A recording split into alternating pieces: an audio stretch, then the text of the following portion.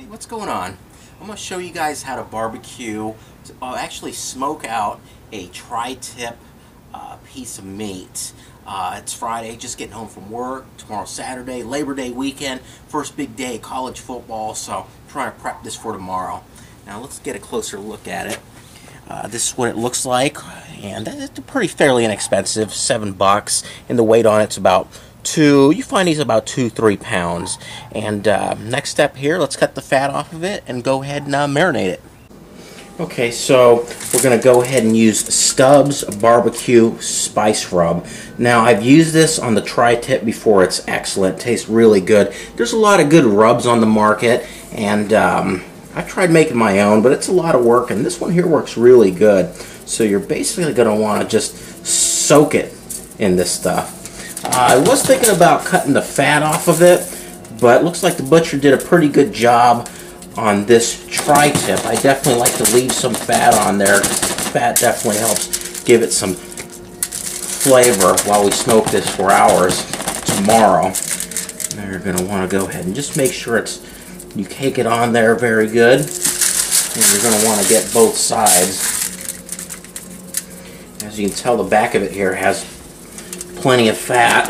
Not that much. It's actually a little bit on there, and I leave it on there and I cook it with the fat up so the juices from the fat soak into the tri-tip.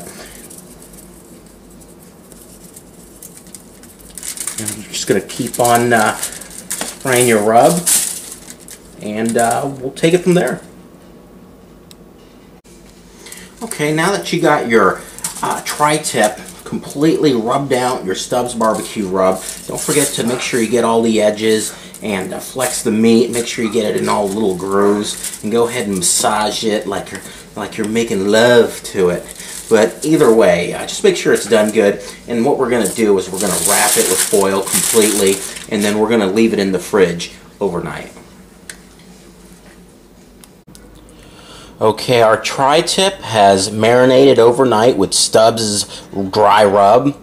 And before we throw it on the grill, I want to talk a little bit about temperature. Now, I want a medium tri-tip. So when this is on the grill, we're going to want to go ahead and stick it into the thickest part of the meat. And we're shooting for a temperature between 155 and 160. That is a medium temperature. This is a nice thermometer here. It tells you medium, well, and where rare is at. If you want something a little more done, you can get it up to 170, or something a little more rare, 150. But I like it with just a little bit of pink in the middle. I would not cook this without one of these. This has saved me quite a bit of headache. And shoot, make sure you got one of these before you get started. Now let's talk about the grill in a second, but before we do that, I also want to recommend that you leave this sitting out for maybe half an hour to ballpark half an hour.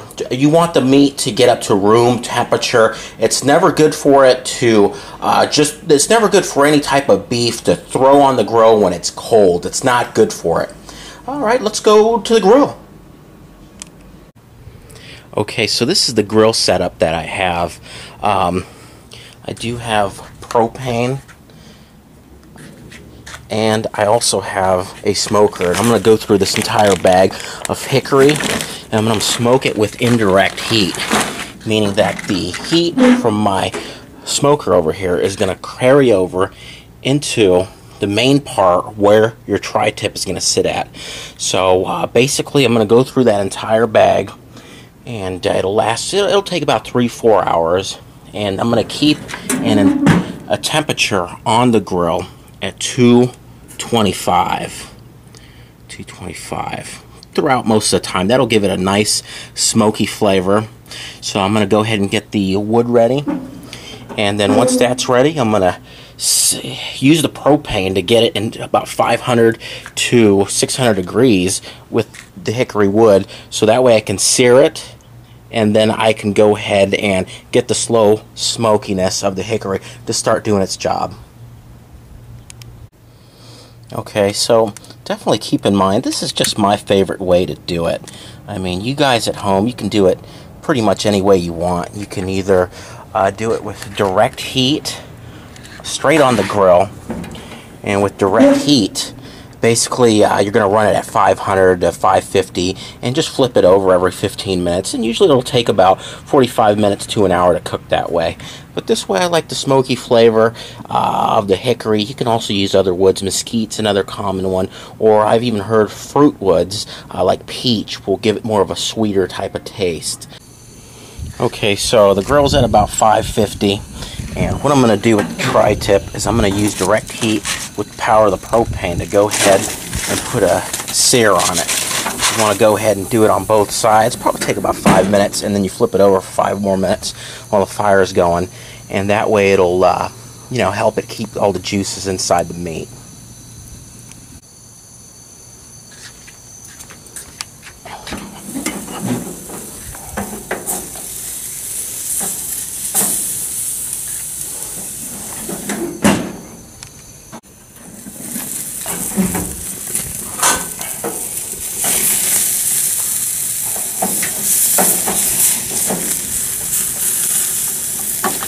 I'm going to turn off the propane.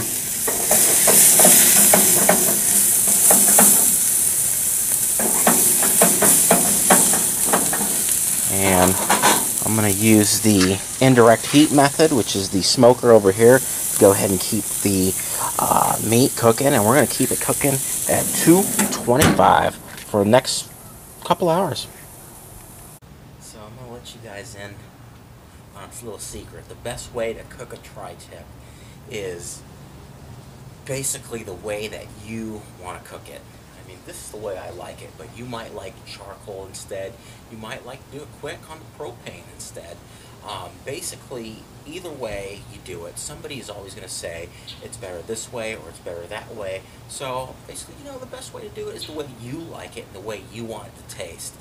The one thing that's common with no matter what way you cook it is you have to get the internal temperature to whatever it is you want it to cook at. If it's at medium, then you want it at that 160, a little more, 170, a little less, 150.